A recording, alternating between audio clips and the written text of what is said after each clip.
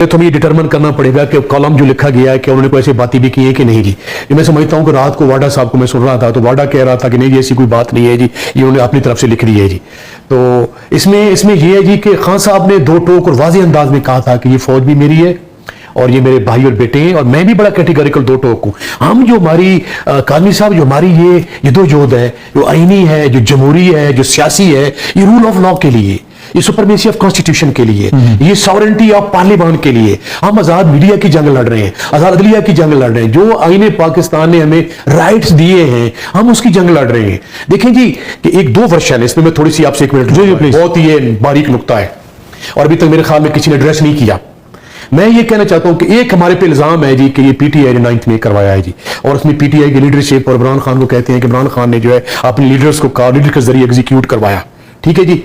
और ये जो है ये चढ़ दौड़े हैं हमारे कैंट में, और इन्होंने जनाब हमारे जो है वो शुहदा की बेरुमती की है और जो आर्म फोर्सेस के मॉन्यूमेंट हैं उनकी की है। आज मैं एक तो इसकी सबसे पहले मजम्मत करता हूं कि कोई सोच ही नहीं सकता, कोई मुहब्ब वतन पाकिस्तानी 25 करोड़ अवाम का इस पे एतमाद है कि ये फौज भी हमारी है, ये हमारे भाई हैं, हमारे बेटे हैं, को सोच ही नहीं सकता। ठीक है, हम पॉलिटिकल फोर्स हैं, हम पॉलिटिकल लोग हैं, हमारी जो जिद्दोजहद है वो आईनी जिद्दोजहद और कानूनी जिद्दोजहद है। हमने अपने हाथ में ना कोई कलेक्शन कोप पकड़ी हुई है, ना हम जो है हमने कोई बॉडी पे वो खुद को जैकेट पहनी हुई है, टैंक पे आ रहे हैं। हम तो निहत्ते लोग हैं, हम तो बेचारे, हम पे जुल्म हुआ है, जबर हुआ है, फस्तायत हुई है। दूसरा उस पर एक हमारा स्टांस है और एक जो है वो एस्टेब्लिशमेंट का और हमारे मुखालफिन का स्टांस है, ठीक है, कि वो ये कहते हैं जी कि 9th में जो है ये पीटीआई ने करवाया, हम कहते हैं कि हमने नहीं करवाया, हमारे खिलाफ ये फॉल्स फ्लैग ऑपरेशन है और हमें खान साहब को जो है वो लेट डाउन करने के लिए, अंडरमाइन करने के लिए और हमारी पार्टी को बैन करने के लिए उन्होंने हमारे खिलाफ ये साजिश की है। तो इसका बेहतरीन हाल ये है कि हम ये चाहते हैं कि आप एक ऐसा फुल फ्लैज ट्रांसपेरेंट जो है वो सुप्रीम कोर्ट ऑफ पाकिस्तान का एक बनाए कमीशन